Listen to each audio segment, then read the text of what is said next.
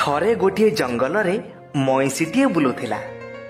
ମଇଁଷିକୁ ଏକଲା ଦେଖି ଗୋଟିଏ ମହାବଳ ବାଘ ତାକୁ ଶିକାର କରିବାକୁ ଗୋଡ଼େଇଲା।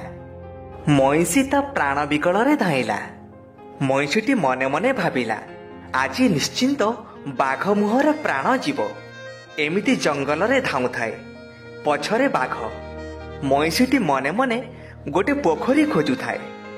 ହଠାତ୍ ତା ନଜର ପଡ଼ିଲା ଗୋଟିଏ ପୋଖରୀ ଉପରେ।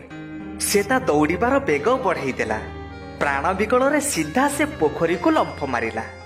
ବାଘ ଆଗ ପଛ ବିଚାର ନ କରି ମଇଁଷିକୁ ଖାଇବା ନିଶାରେ ସେ ମଧ୍ୟ ମଇଁଷି ସହ ଜୋର କରି ପୋଖରୀକୁ ଲମ୍ଫ ମାରିଲା।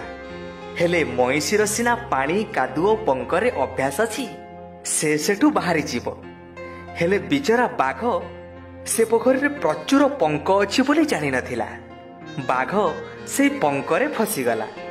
ଆଉ ସେ ପୋଖରୀରୁ ଅଳିଚଳି ପାରିଲା ନାହିଁ। ତାକୁ ଉଦ୍ଧାର କରିବାକୁ ସେଠି କେହି ନଥିଲେ।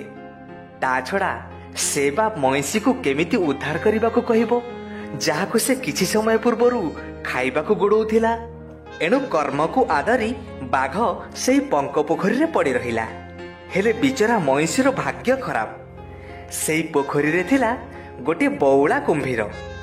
କୁମ୍ଭୀର ଆଗ ମଇଁଷିକୁ ଦେଖିଲା ଓ ମଇଁଷିକୁ ତା କବ୍ଜାକୁ ନେଇଗଲା। ମଇଁଷି ବିଚରା ପ୍ରାଣ ବିକଳରେ ଭଗବାନଙ୍କୁ ଡାକୁଥାଏ।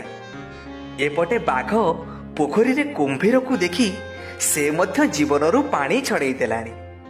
କୁମ୍ଭୀର ମନେ ମନେ ଭାବିଲା, ଆଗ ମଇଁଷିକୁ ଖାଇବି, ତାପରେ ବାଘ। ବାଘ ତ ଏଠୁ ବାହାରି ପାରିବ ନାହିଁ, ତେଣୁ ବାଘକୁ ଉପର ଓଳି ଖାଇବି।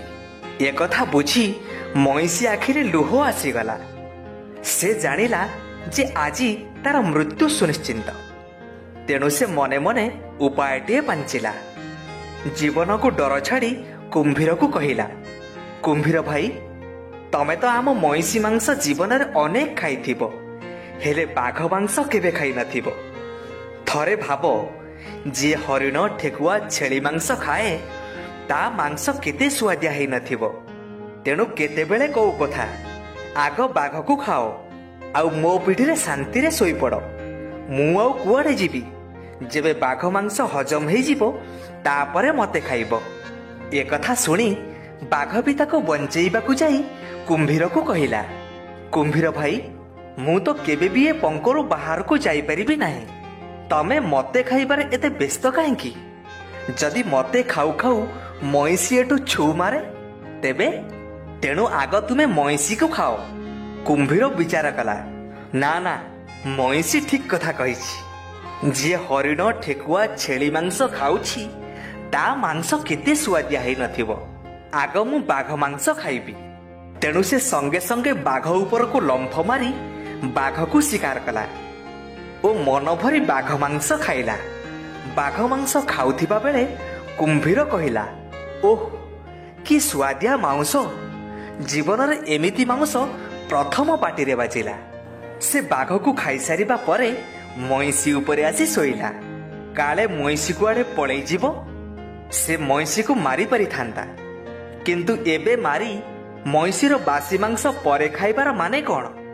ତେଣୁ ସେ ମଇଁଷିକୁ ନ ମାରି ଆସନ୍ତାକାଲି ଖାଇବାକୁ ରଖିଲା ଓ ମଇଁଷି ଉପରେ ଯାଇ ଶୋଇଲା। ମଇଁଷି ବିଚରା କୁମ୍ଭୀରକୁ ପିଠିରେ ଶୁଆଇ ପାଣିରେ ଏପଟ ସେପଟ ପହଁରୁଥାଏ। କେବେ ବୁଡ଼ୁଥାଏ ତ କେବେ ଠିଆ ହେଉଥାଏ। ଏମିତି କରୁ କରୁ କୁମ୍ଭୀର ବାଘ ମାଂସ ଖାଇ ନିଘୋଡ଼ ନିଦରେ ମଇଁଷି ପିଠିରେ ଶୋଇପଡ଼ିଲା। କୁମ୍ଭୀର ନିଦରେ ଶୋଇଛି ବୋଲି ଏକଥା ମଇଁଷି ଜାଣିପାରିଲା। ମଇଁଷି କୁମ୍ଭୀରକୁ ପିଠିରେ ଶୁଆଇ ଧୀରେ ଧୀରେ ପାଦ ଚିପି ଚିପି କୂଳକୁ ଆସିଲା। କୂଳରୁ ଧୀରେ ଧୀରେ ଉପରକୁ ଉଠିଲା। ପାଦ ଚିପି ଚିପି ମଇଁଷି ପୋଖରୀଠାରୁ ବହୁତ ଦୂରକୁ ଚାଲି ଆସିଲା, ଯୋଉଠି ଆଖପାଖରେ ଟୋପେ ବି ପାଣି ନାହିଁ କି ପୋଖରୀ ନାହିଁ। ଏଥର ମଇଁଷି ପୁରା ସୁରକ୍ଷିତ, କାରଣ କୁମ୍ଭୀରର ସିନା ପାଣିରେ ଦମ୍ଭ, ହେଲେ ଶୁଖିଲାରେ ଏତେ ନାହିଁ। ତା ଛଡ଼ା ମଇଁଷି ସିନା ପାଣିରେ ଦୌଡ଼ି ପାରିବ ନାହିଁ, ହେଲେ ଶୁଖିଲା ଭୂଇଁରେ ଆଉ ତାର କିଏ କ'ଣ କରିବ? ଏଣୁ ମଇଁଷି ପିଠିରେ କୁମ୍ଭୀର ଏବେ ବି ନିଘୋଡ଼ ନିଦରେ ଶୋଇଥାଏ। ସେ ପିଠିରୁ କୁମ୍ଭୀରକୁ ଏକା ଝଟକାରେ ତଳେ ପକେଇଦେଲା। କୁମ୍ଭୀର ନିଦ ଚଟକି ଭାଙ୍ଗିଗଲା। କୁମ୍ଭୀର ଦେଖେ ତ ସେ ତୁଚ୍ଛା ଜଙ୍ଗଲ ଭୂଇଁରେ। ଏକଥା ଦେଖି ତା ମୁଣ୍ଡ ଘୁରେଇ ଗଲା। ପାଖରେ ମଇଁଷି ଛିଡ଼ା ହେଇଛି। ମଇଁଷି ସେଇଠି କୁମ୍ଭୀରକୁ ଛାଡ଼ି ତା ବାଟରେ ଚାଲିଗଲା। ଏବେ କୁମ୍ଭୀର ପାଖରେ କୋଉଠି ପୋଖରୀ ଅଛି ବୋଲି ଖୋଜି ବୁଲୁଛି। ହଁ ପିଲାମାନେ, ଆଶା କରୁଛୁ ଏ ଗଳ୍ପ ତୁମକୁ ବହୁତ ଭଲ ଲାଗିଥିବ।